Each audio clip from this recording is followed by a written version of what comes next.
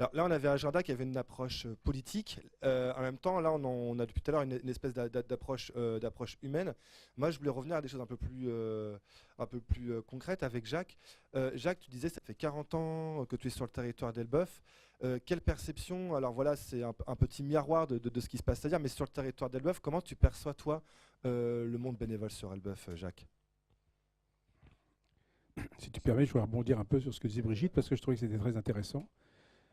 Peut-être pour être un peu dans le sens de ce qui se dit, mais moi je pense que les êtres humains, quand ils ont résolu leurs problèmes de survie, de manger, de travailler, etc., ils ont besoin de trouver du sens à leur vie. Je crois que tout le monde cherche du sens à leur vie.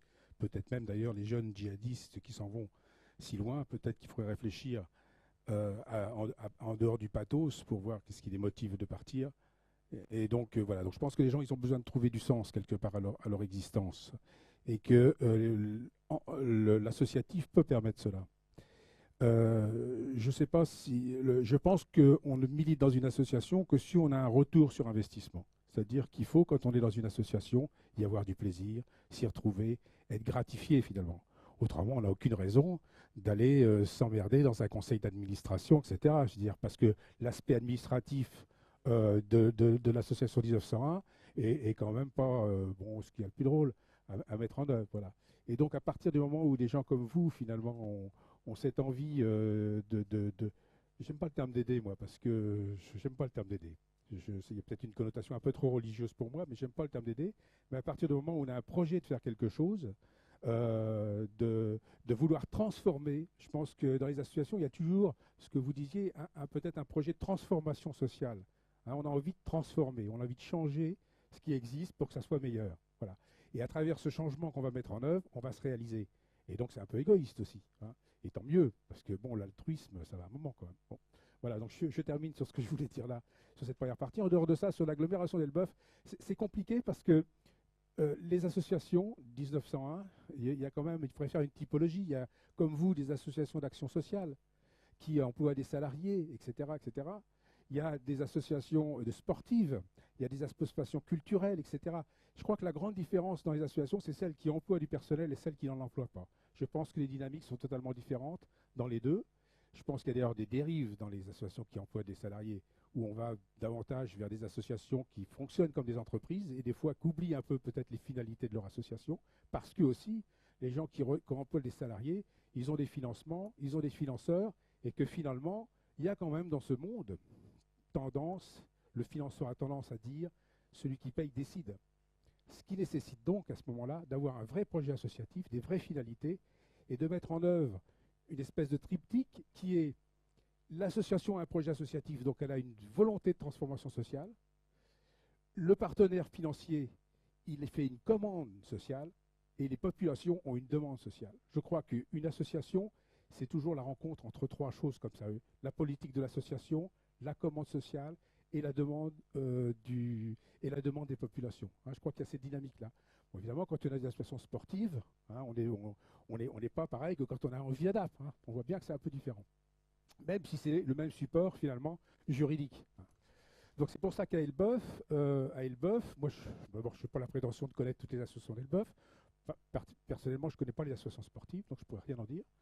Maintenant, sur les associations d'éducation populaire, les services d'animation, etc., il y a eu toute une tendance à Elbeuf, à un moment donné, à municipaliser les animations. Et puis après, on a mis en place des associations qui étaient plutôt paramunicipales, où finalement on donnait une autonomie tout en conservant finalement la gestion et les orientations politiques, etc. Donc c'est compliqué à ce niveau-là. Bon. Moi, je suis dans des associations sur Cléon. La Traverse a été créée par la municipalité au départ. Oui. Et aujourd'hui, aujourd'hui, c'est une véritable association 1901 puisqu'elle a son projet associatif spécifique, etc. Et qu'elle négocie avec la ville sur le projet culturel de la ville. Vous voyez. Donc voilà ce que je peux dire sur ces deux niveaux-là. Sur la troisième association qui était donc le Centre social Bobby Lapointe qui a fusionné avec l'Amicale laïque. Bon, il faut reprendre toutes les histoires hein, de ce centre social, les histoires d'Amicale laïque, mais tout ça c'est de l'éducation populaire, c'est des gens qui étaient au Franca ou qui étaient ailleurs, etc., qui se sont retrouvés, qui ont amené des réponses, etc.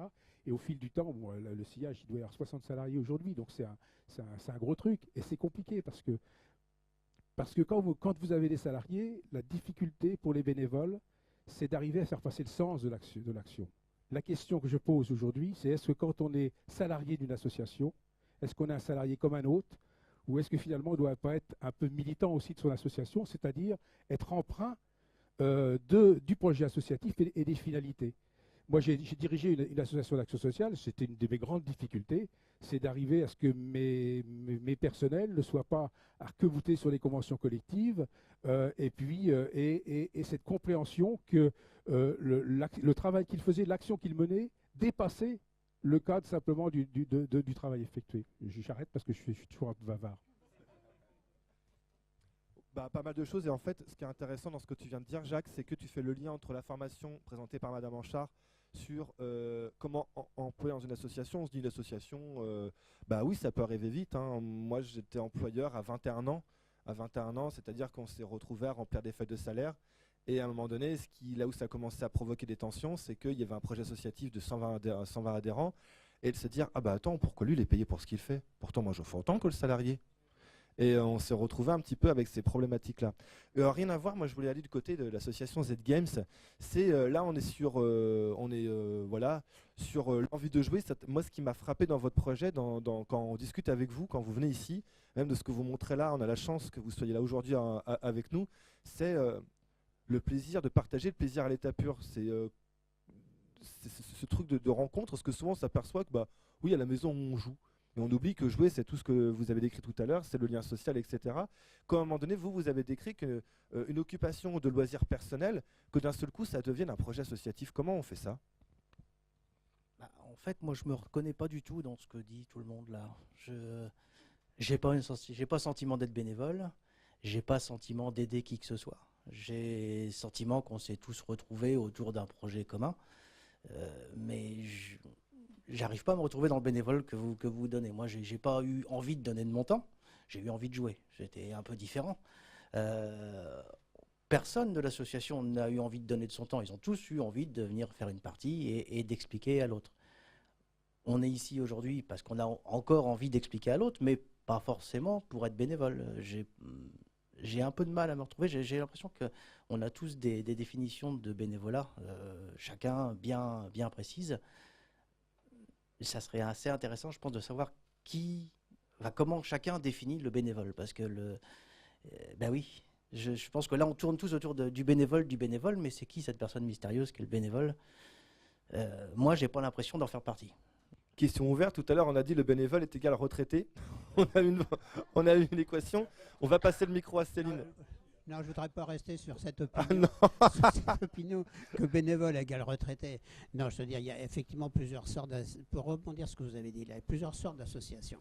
Il y a énormément d'associations qui font soit du militantisme, soit du lien social, c'est des associations de cela, d'anciens de cela. Et il y a aussi des associations qui sont dans le cadre de ce que j'appelle, moi, une action, c'est pompeux, une action sociétale.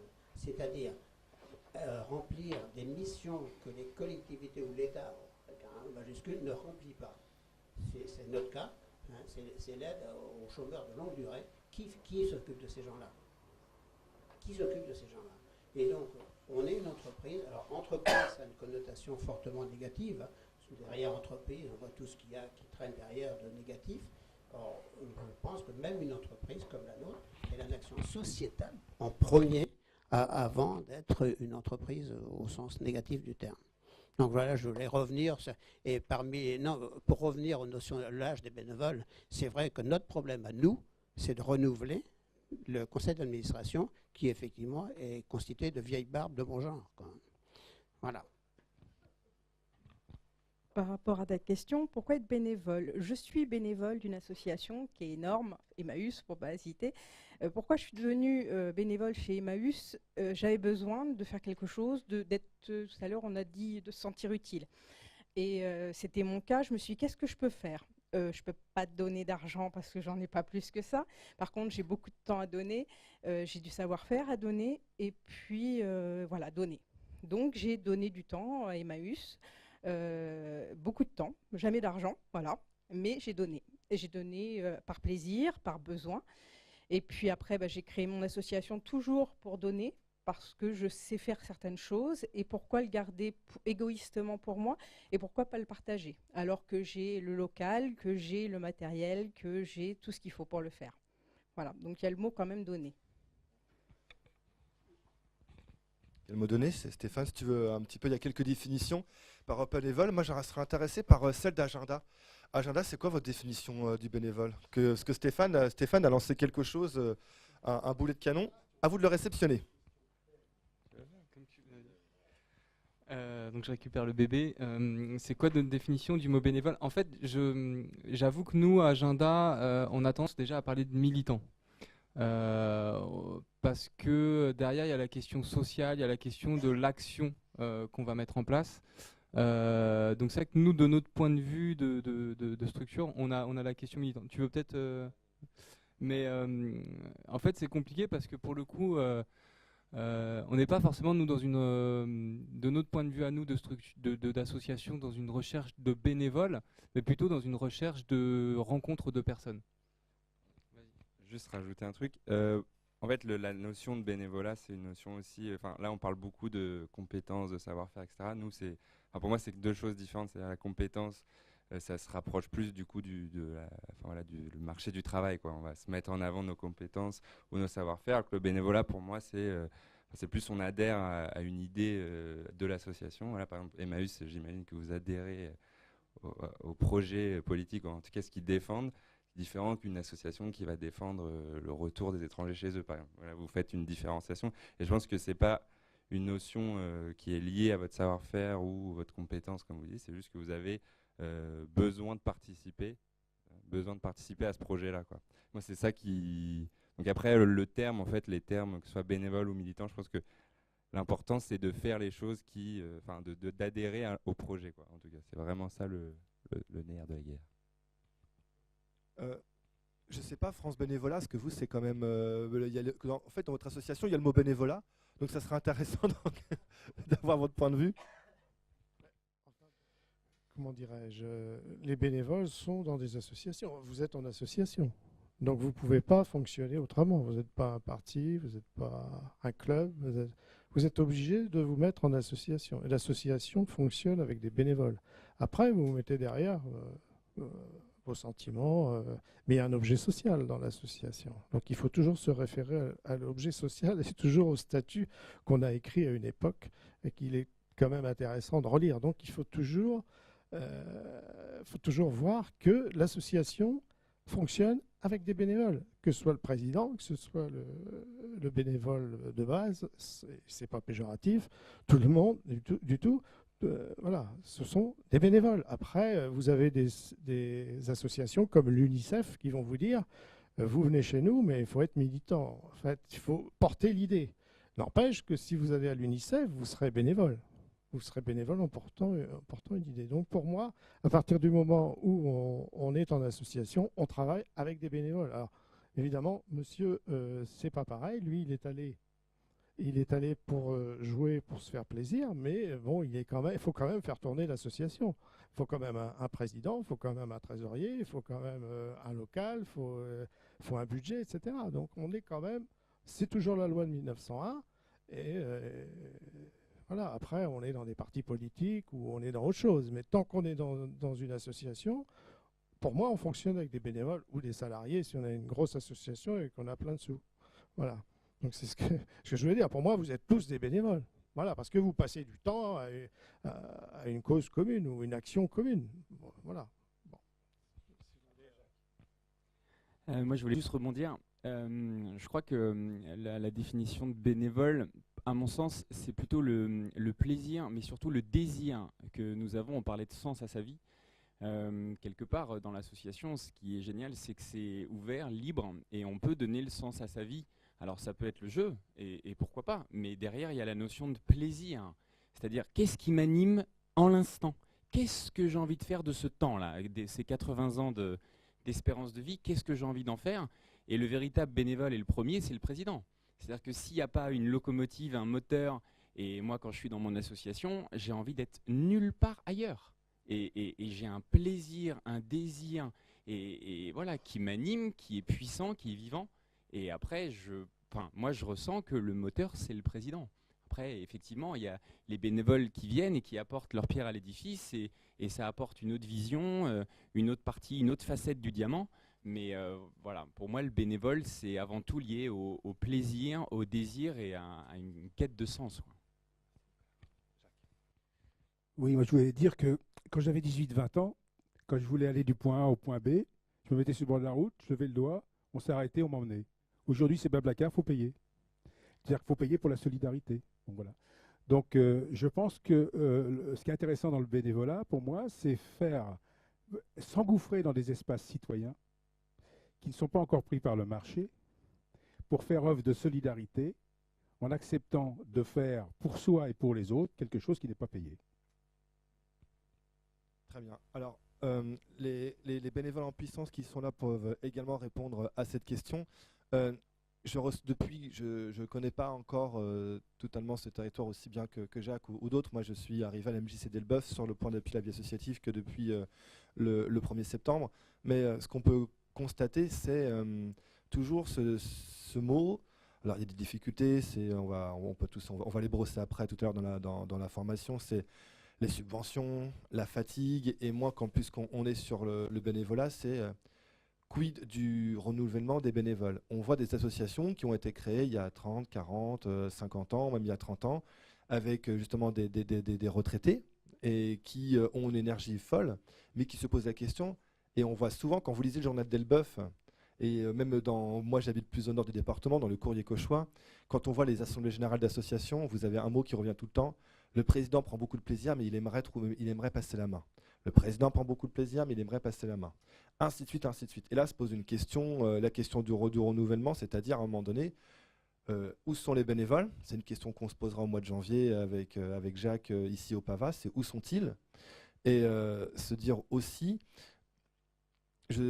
pour ça je vais passer la patate chaude un petit peu à Cap et à Agenda. J'aimerais qu'on mette aussi la question de la jeunesse, voilà, pour un peu contrebalancer l'exemple de tout à l'heure. C'est-à-dire, Z-Games, par le jeu, on voit des jeunes qui s'investissent dans votre association, en tous les cas, parce que tout à l'heure, Stéphane, tu as dit, on est là on apprend aux jeunes, donc il y a cette notion de transmission, mais comment on fait pour les bénévoles de demain? Parce que déjà, on tire la langue. Mais alors, si on tire la langue, à un moment donné, qu'est-ce qui va se passer? Puis des beaux projets associatifs vont crever. Des gens compétents, malheureusement, n'auront pas transmis, ça sera un gâchis terrible. Et du coup, souvent la question que je pose, mais comment peut-on se plaindre de tirer la locomotive toute seule si à un moment donné, on lâche pas un peu du lest et si on ne transmet pas? À mon avis, il y a une position qui est hyper ambiguë. Moi, je vous ai posé la question à Agenda et après, je voudrais avoir le point de vue de Cap Mobilité, qui est une association composée par des jeunes. Agenda, vous qui êtes qu'est-ce que vous en pensez de ces problématiques? Alors pour le coup, nous on intervient aussi auprès des services civiques dans leur formation. On croise pas mal les services civiques. Et en fait, ce qui est intéressant sur cette question, et je suis... Pardon Mathieu, est-ce que tu peux rappeler ce que c'est service civique, peut-être pour ceux qui ne savent pas ce que c'est? Service civique, c'est une mission, donc c'est pour les jeunes jusqu'à 25 ans. Si je me trompe pas, c'est une mission en fait d'engagement citoyen dans une collectivité ou une association.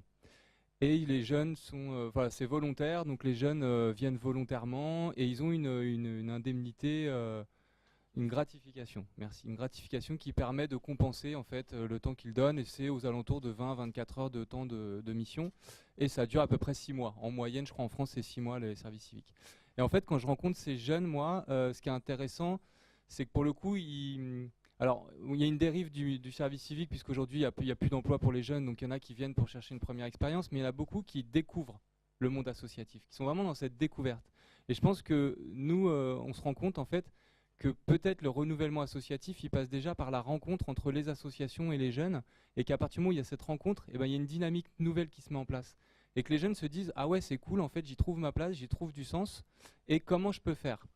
Et donc là, il y a peut-être cet espace qui est vraiment il faut vraiment le créer encore plus, cet espace de rencontre entre associations et jeunes. Tu voulais réagir?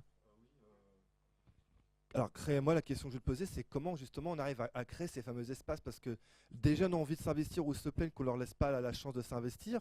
Souvent, voilà, en plus la jeunesse, c'est souvent un mot qu'on répète dans le quinquennat de l'actuel président. C'était un mot qu'il a prononcé très souvent. c'est justement comment on fait en sorte à ce qu'à un moment donné, dans une même pièce, comme ici, on a un jeune d'un côté et une association, comment on fait en sorte à ce qu'ils se retrouvent au même endroit, au même moment pour qu'il se passe un truc. Bah, c'est là où c'est compliqué et en effet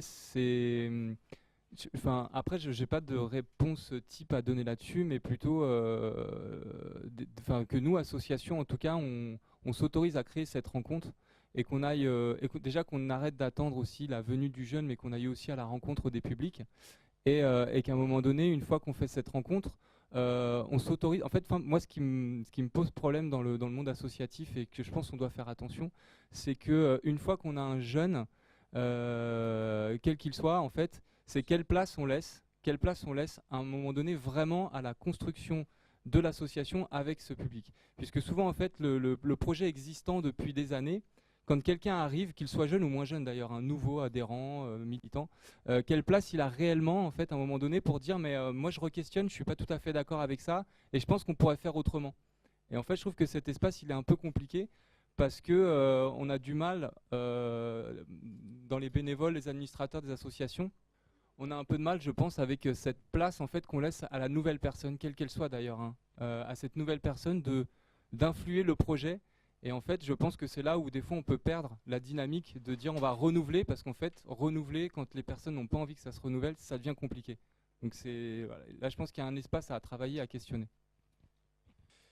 Justement, est-ce que tu as l'impression, CAP, donc ça a été fondé par les jeunes pour les jeunes, si j'ai bien compris, est-ce que vous avez l'impression, en tout cas en tant qu'association de jeunes, de trouver votre place et que ça a été facile pour vous de trouver votre place dans le bénévolat? Difficile comme question.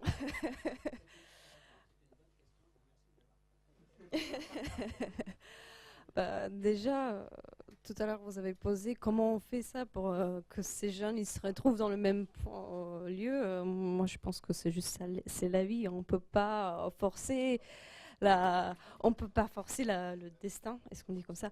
Mais moi, je crois personnellement, de mon expérience qui est pas si long peut-être, mais quand même bien riche d'un bénévolat de 12 ans. Et je sais que c'était les moments, juste comme ça, complètement par hasard, où on rencontre quelqu'un, on partage, on commence à discuter, qu'on s'engage. En fait, on découvre quelque chose de similaire. Et en plus, depuis ma première expérience, c'était chaque fois, en fait, le plus qu'on fait des projets comme ça, toujours on rencontre en fait les gens comme nous, qui sont engagés, qui sont intéressés, qui veulent participer, qui veulent donner n'importe quel mot en fait on utilise, si on est bénévole ou si on est altruiste ou si altruisme existe ou pas. C'est toujours en fait c'est l'idée de l'engagement dans un but de changer le monde, pour dire comme ça. Et pour nous, par exemple, moi je sais pas comment, mais je me suis retrouvée dans la région d'Elbeuf. J'ai rencontré quelques jeunes qui m'ont parlé de mobilité. J'étais tiens, je suis un plutôt bon exemple, très satisfait de mes expériences que j'ai fait. J'aimerais bien participer, j'aimerais bien engager les jeunes ici. Et on avait la même idée, on s'est mis ensemble dans une association. Mais après, c'est vrai que la vie n'est pas si facile pour les associations, pour les jeunes, pour le financement, trouver le financement, de montrer que c'est pas juste la motivation, que c'est pas des idées qu'on veut faire, mais qu'on on va le faire. Comment vraiment débuter après. Et en plus, quand on est jeune, ça veut dire qu'on est au lycée, on est étudiant, tout ça. Comment on trouve le temps de donner, de faire quelque chose sans être remboursé, sans être payé, en même temps qu'il faut continuer ses études, chercher le stage, tout ça.